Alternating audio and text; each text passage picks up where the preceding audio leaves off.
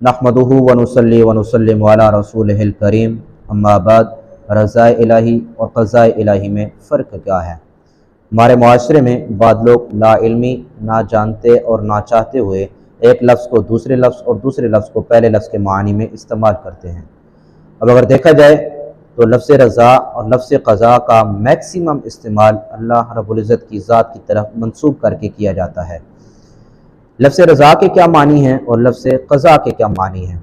लफ्ज़ रज़ा रज़ामंदी, खुशनुदी और पसंदीदगी के माना में आता है, और लफ्ज़ क़ज़ा तकदीर, हुक्म और फ़ैसला के मानी में आता है।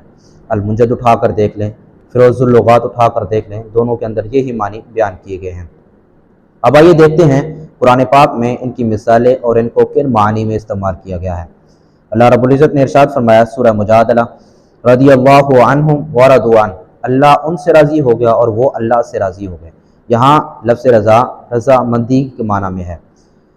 दूसरे मकाम पर इरशाद फरमाया, लक़द रदियल्लाहु अनिल मुअमिनीन, तहकीक अल्लाह ईमान वालों से राज़ी यानी खुश हो गया। यहाँ लफ्ज़ रज़ा खुशी के माना में है।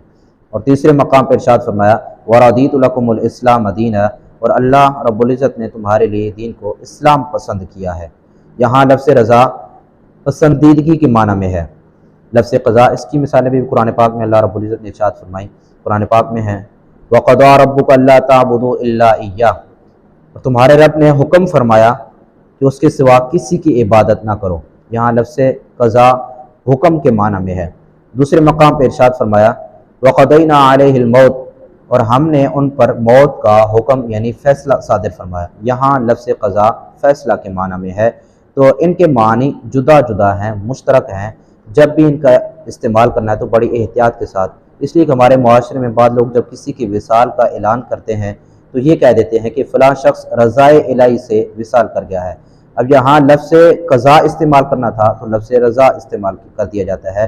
तो लफ्ज़ रज़ा, अल्लाह रब्बुल इज़्ज़त किसी के मौत पर राज़ी नहीं होता, खुश नहीं होता, पसंद नहीं करता, बल्कि यहाँ अल्लाह का हुक्म होता है। जो तकदीर में उसका लिखा गया होता है वही उसका हुक्म जो है उस पर सादिर किया जाता है। अल्लाह रब्बुल इज़्ज़त हमें दीन इस्लाम का फ़हम, समझ, इदराक अता फरमाए।